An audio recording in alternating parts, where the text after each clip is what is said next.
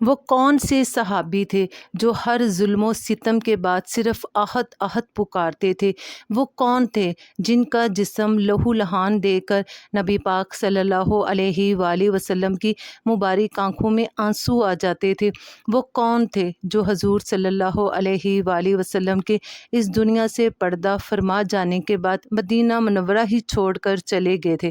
آئیے آج میں آپ کو حضرت بلال حبشی سے ملواتی ہوں، وہ بلال حبشی جنہوں نے کفار کے ظلم و ستم برداشت کیے، جو حضور صلی اللہ علیہ وآلہ وسلم کے ذاتی خادم اور وفادار ساتھی کی حیثیت سے آپ کے آخری وقت تک آپ کے ساتھ رہے، جو ایمان، ہمت، برداشت اور عقیدت کا ایک مینار تھے، جن کی اسلام اور نبی پاک صلی اللہ علیہ وآلہ وسلم سے محبت ایک مثال ہے، اور جن کی خوبصورت آواز اسلام کے پہلے مؤذن کے طور پر مدینہ منورہ کی گلیوں میں گونجا کرتی تھی، جو اس زمانے میں غلاموں کے لیے فخر کی علامت بن گئے تھے۔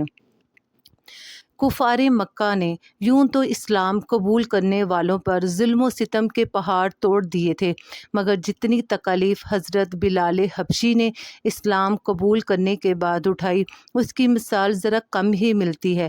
حضرت بلال حبشی کفار مکہ کے سردار امیہ بن خلف کے غلام تھے، اور امیہ بن خلف اسلام کا سب سے بڑا دشمن تھا۔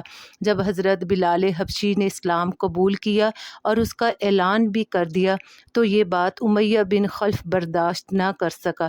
اس نے حضرت بلال کو اسلام سے ہٹانے کے لیے ظلم و ستم کا آغاز کر دیا، مگر آفرین حضرت بلال حبشی کے اوپر، انہوں نے ہر ظلم و زیادتی کو برداشت کیا مگر اپنے دین کے اوپر پکا رہے۔ امیہ حضرت بلال حبشی کو عرب کی تپتی ہوئی ریت پر لٹاتا اور اس کے اوپر پھر بھاری پتھر رکھتا اور خود بیٹھ جاتا، مگر حضرت بلال حبشی کے منہ سے صرف ایک ہی آواز نکلتی، آہت آہت۔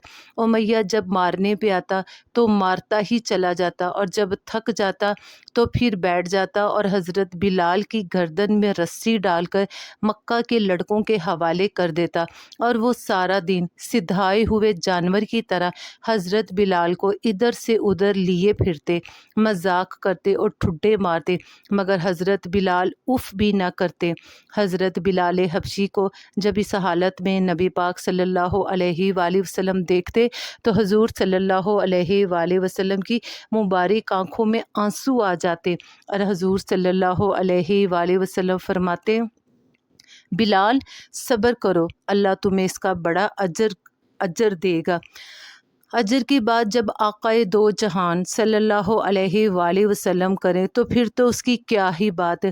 اور جب پھر حضرت بلال حبشی کو اللہ تعالیٰ نے جو اجر دیا، وہ تو پوری کائنات نے دیکھا کہ وہ کس طرح ایک عاشق رسول اور اسلام کے پہلے مؤذن کی حیثیت سے اسلام کی تاریخ میں چمکتے دمکتے ہمیں دکھائی دیتے ہیں۔ حضرت ابوبکر صدیق نے حضرت بلال حبشی کو امیہ بن خلف سے خرید کر آزاد کر دیا، مگر پھر حضرت بلال حبشی نے نبی پاک صلی اللہ علیہ وآلہ وسلم کی غلامی قبول کر لی، مگر اس غلامی میں کتنا سکون، سرور اور برکت تھی کہ حضرت عمر فاروق رضی اللہ عنہ جیسے جلیل القدر صحابی بھی حضرت بلال کو سیدنا بلال کہہ کر پکارتے تھے۔ حضرت بلال کو اسلام کا پہلا مؤذن ہونے کا بھی شرف حاصل ہوا۔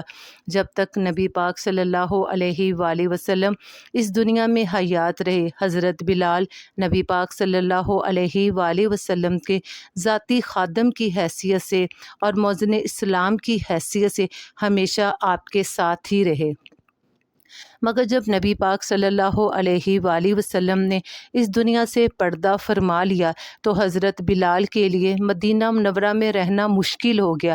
آپ نے حضرت ابوبکر صدیق سے اجازت لی اور شام جا کر آباد ہو گئے۔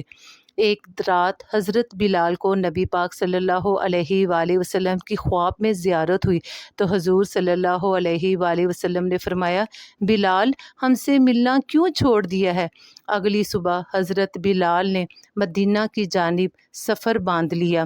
مدینہ منورہ حاضر ہوئے، نبی پاک صلی اللہ علیہ وآلہ وسلم کے روضے پاک پہ جا کر سلام اور آنسوؤں کا نذرانہ پیش کیا۔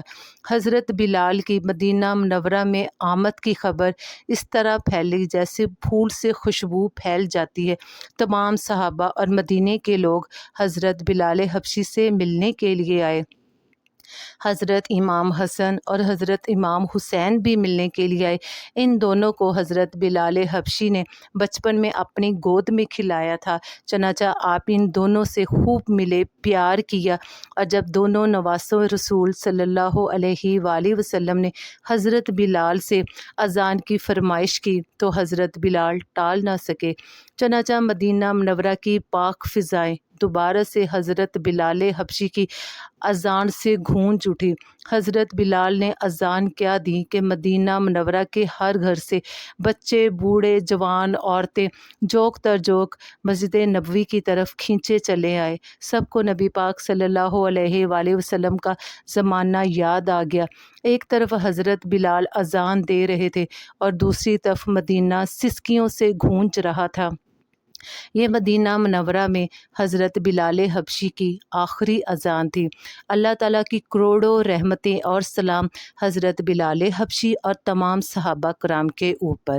پلیز جن لوگوں نے میرا چینل سبسکرائب کیا ہوا ہے، آپ نوٹیفیکیشن کی بیل کو بھی آن کریں تاکہ ہر آنے والی ویڈیو آپ تک پہنچ سکے اور آپ کی معلومات میں اضافہ ہو اور آپ کا ایمان تازہ ہو۔ ملتے ہیں کل۔